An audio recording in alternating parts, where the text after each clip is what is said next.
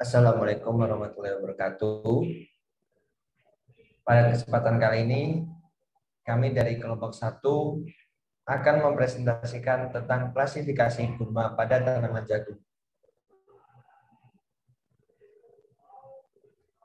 Anggota dari kelompok 1, yang pertama ada Febriana Rahmawati dengan NIM 135200003. Yang kedua ada Fadila Rahmanita dengan NIM 135200010. Yang ketiga ada Tika Perwitasari dengan NIM 135200019. Dan yang keempat ada Akmal Halim Nasika Putra dengan NIM 135200023. Yang kelima ada Friska Dewi Setia Marwati dengan NIM 135200030. Yang keenam ada Zahra Habibah dengan NIM 135200035. Dan yang ketujuh ada Muklasul Afal dengan NIM 135200038.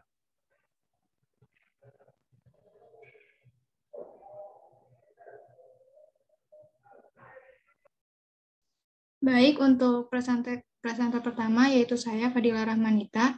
Di sini saya akan menjelaskan pengertian gulma. Jadi gulma merupakan tanaman yang hidup di sekitar tanaman yang dibudidayakan atau tanaman pokok. Jadi gulma ini merupakan tumbuhan pengganggu yang dapat mengganggu tanaman pokok atau budidaya. Tanaman gulma ini dapat menyebabkan penurunan kualitas dan hasil produksi pada tanaman budidaya hingga 50% karena dikarenakan adanya kompetisi antara tanaman pokok dan gulma dalam menyerap keperluan-keperluan dasar tanaman seperti sinar matahari, zat hara, air, oksigen, dan lain-lain.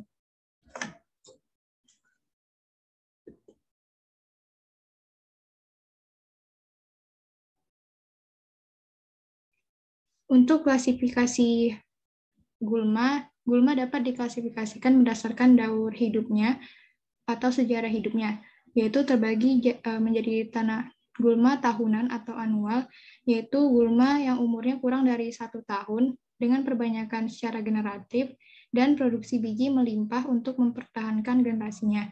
Kemudian ada tanaman gulma 2 tahunan atau biennial, yaitu tanaman dengan umurnya 1-2 tahun.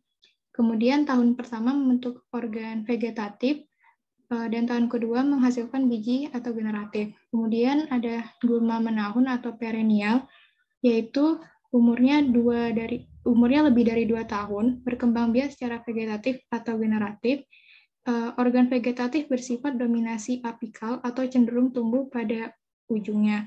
Kemudian ada gulma tumbuhan berkayu. Gulma ini termasuk klasifikasi dari gulma tahunan. Kemudian gulma perairan atau aquatic weed, yaitu gulma yang sebagian atau seluruh daur hidupnya berada di air. Contohnya seperti alga. Kemudian gulma juga diklasifikasikan berdasarkan morfologi dan botaninya.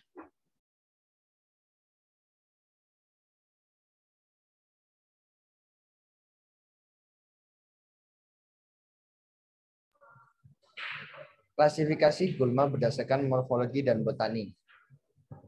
Berdasarkan pengamatan pada lahan tanaman jagung yang dibudidayakan oleh Penyuluh Pertanian Lapangan di Balai Penyuluhan Pertanian atau BPP Payung, terdapat 3 golongan gulma yang terdapat pada lahan tanaman jagung, yaitu gulma yang diklasifikasikan berdasarkan morfologi dan botani, dan golongan tersebut antara lain golongan rumput, golongan teki, dan golongan berdaun lebar.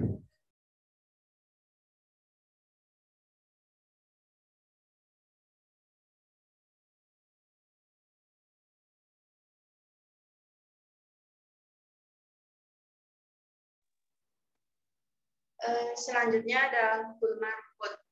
Gulma golongan rumput termasuk dalam familia Gramineae dengan ciri batang bulat agak pipih, kebanyakan berongga. Daun-daun berulang jajar. Daun biasanya berbentuk garis atau linier. Tepi daun rata. Lidah-lidah daun sering kelihatan jelas pada batas antara pelepah daun dan helaian daun. Gulma terdiri dari 2 bagian, yaitu pelepah daun dan helaian daun. Daun pada umumnya berbentuk garis dengan tepi yang rata. Gulma golongan ini terdapat pada tanaman jagung yang dibudidayakan, yaitu contoh gulma rumput, yaitu yang pertama ada Sinodon dactylon atau rumput kakawatan atau suka grinting. Yang kedua ada Echinocloa colonna atau jagoan leoptik.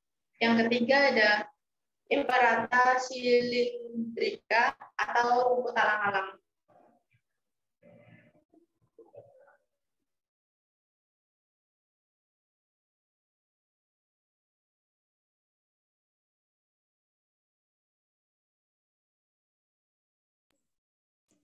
Selanjutnya yaitu mengenai gulma teki.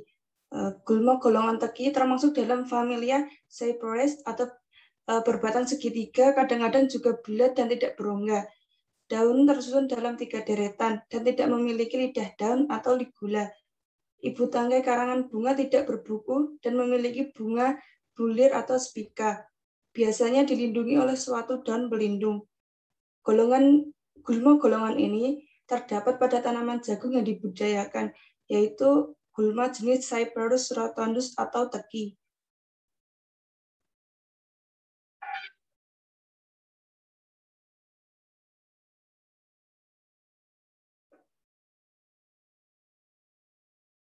Berikut merupakan contoh dari gulma teki atau Cyperus rotundus teki tersebut.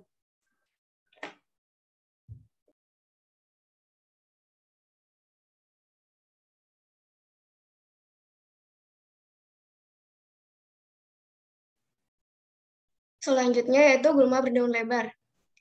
Gulma berdaun lebar umumnya termasuk dalam dikotil dan Pteridophyta. Gulma berdaun lebar memiliki daun lebar dengan tulang daun berbentuk jala. Umumnya persaingan yang dialami antara tanaman budidaya dengan gulma berdaun lebar ini yaitu persaingan dalam mendapatkan cahaya matahari. Next.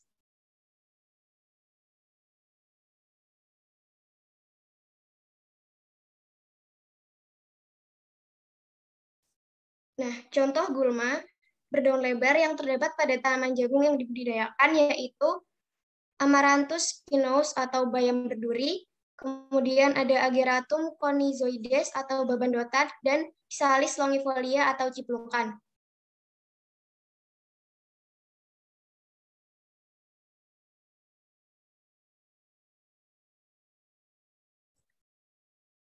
Selanjutnya, untuk cara mengatasi gulma pada jagung, yaitu gulma dapat dikendalikan melalui berbagai aturan atau karantina.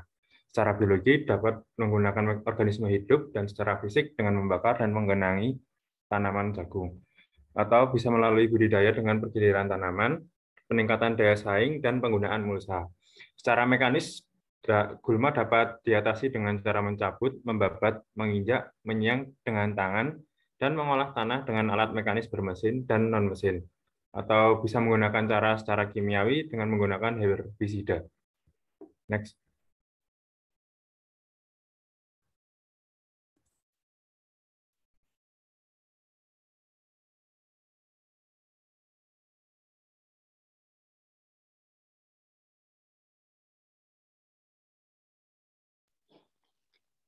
Baik, yang selanjutnya yaitu kerugian akibat gulma pada jagung. Menurut Rukmana dan Saputra tahun 1999, keberadaan gulma pada areal tanaman budidaya itu dapat menimbulkan beberapa kerugian, baik dari segi kualitas maupun kuantitas hasil. Next. Nah, berikut adalah beberapa kerugian yang ditimbulkan oleh gulma pada areal pertanian. Yang pertama yaitu penurunan hasil pertanian akibat persaingan dalam perolehan nutrisi. Akibat keberadaan gulma itu ada persaingan antara tanaman pokok dengan si gulma dalam memperoleh nutrisi. Nah, nutrisi yang dimaksud di sini yaitu persaingan dalam pengambilan air, unsur-unsur hara, cahaya, dan ruang lingkup. Akibat adanya persaingan, maka nutrisi yang diperoleh oleh si tanaman pokok ini menjadi berkurang, sehingga berpengaruh terhadap kuantitas hasil pertanian. Yang kedua yaitu penurunan kualitas hasil. Selain berpengaruh terhadap kuantitas hasil pertanian, persaingan dalam perolehan nutrisi antara tanaman pokok dengan gulma juga berpengaruh terhadap kualitas hasil pertanian. Semakin sedikit nutrisi yang didapatkan tanaman pokok, maka semakin rendah pula kualitas hasil pertanian yang akan didapatkan. Yang ketiga yaitu menjadi inang hama dan penyakit. Secara tidak langsung, beberapa gulma dapat menjadi inang hama dan penyakit. Yang keempat yaitu membuat tanaman keracunan akibat senyawa racun atau alelopati yang dikeluarkan oleh gulma. Nah, beberapa spesies gulma itu menyaingi tanaman dengan mengeluarkan senyawa dan zat-zat beracun dari akarnya atau pembusukan bagian vegetatifnya.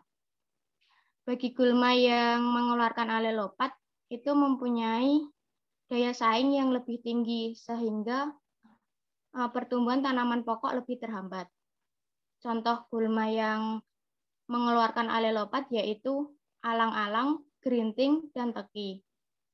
Pengaruh alelopat sendiri terhadap aktivitas tumbuhan yaitu beberapa alelopat dapat menghambat penyerapan hara, dapat menghambat pembelahan sel-sel akar, dan dapat menghambat respirasi akar.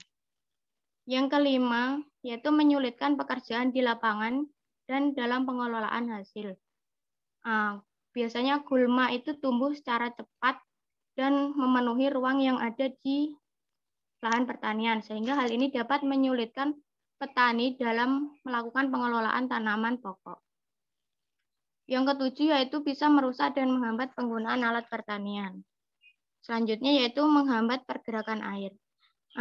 Hal ini terjadi ketika gulma tumbuh di saluran irigasi.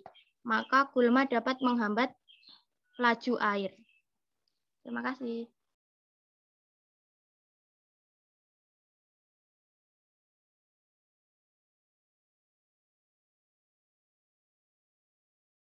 Sekian presentasi dari kelompok 1. Jika ada yang ingin bertanya, silakan bertanya di kolom komentar ya. Terima kasih.